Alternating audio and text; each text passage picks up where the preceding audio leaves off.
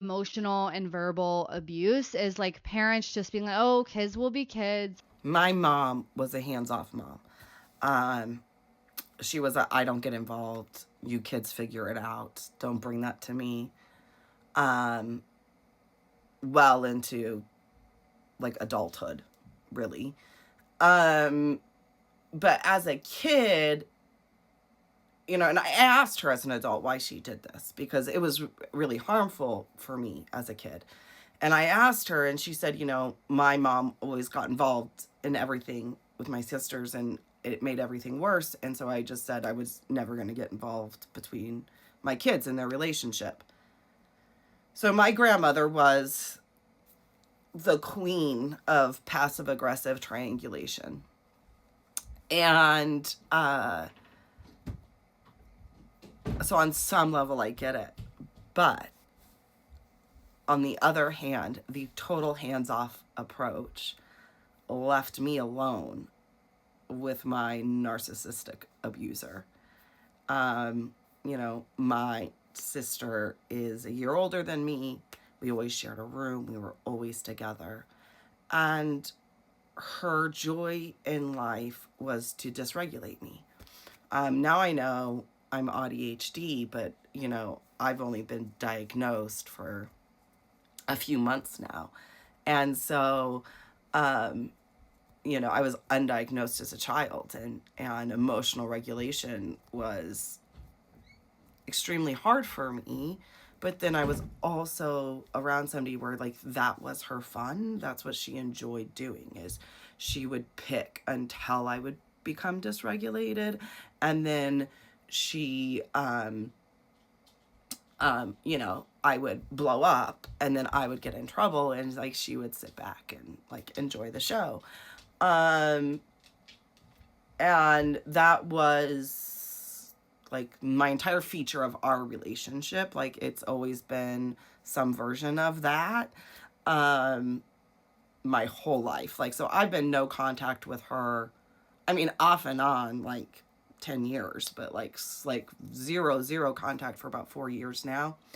And that's the only time it stopped. So is when I've been like no contact with her. Um and so she was physically violent, and my parents never protected me. Um you know I mean I would have marks and scratches down my face and bruises, and it was just don't get involved. She was always bigger than me, so it's like I didn't really have the strength to fight back. But then it was always, that was just her fun, was just to pick until I would um lose my shit. And that was a really hard way to grow up. And I think was only really possible because of that parental neglect, because my mom never got involved. And I've talked to them about this as an adult. We're no contact now, but like these are conversations I've had with them. And, you know, and their response is always like, well, we noticed eventually, and that was about 5 years ago. We were supposed to all do Christmas together, and her and I, of course, weren't really speaking. And my dad had said to her, okay, just be nice to, be nice to Rin. And, and he, and she got really, really mad. She ended up not coming. And she pretty much hasn't spoken to my dad since. Um, and for them, they're like, well, look what we sacrificed for you. Like, we stood up for you, and look what happened. Like, you should be really grateful. But they don't see that was a lifetime of abuse, and that the fact that like they still want to like push the relationship and like have us get along and be a family, and it's like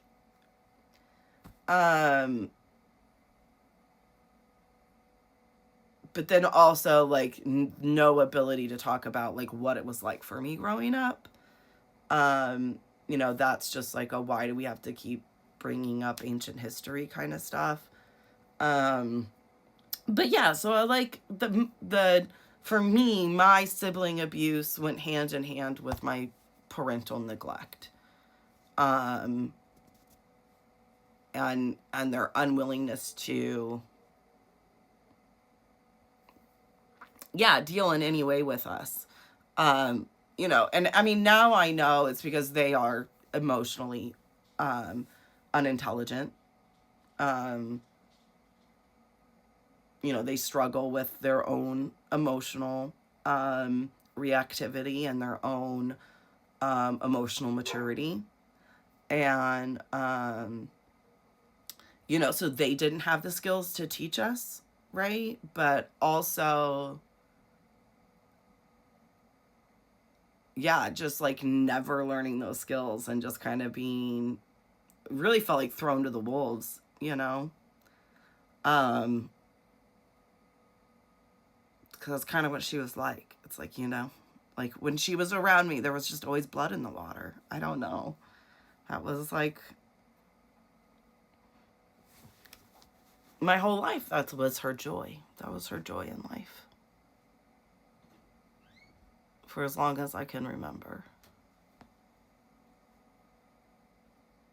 Um, anyway, yeah, might delete this, but that was, yeah, key features of my childhood growing up. And so it's good to see more people talking about how, you know, when you have that neglect, sometimes things like sibling abuse really flourish.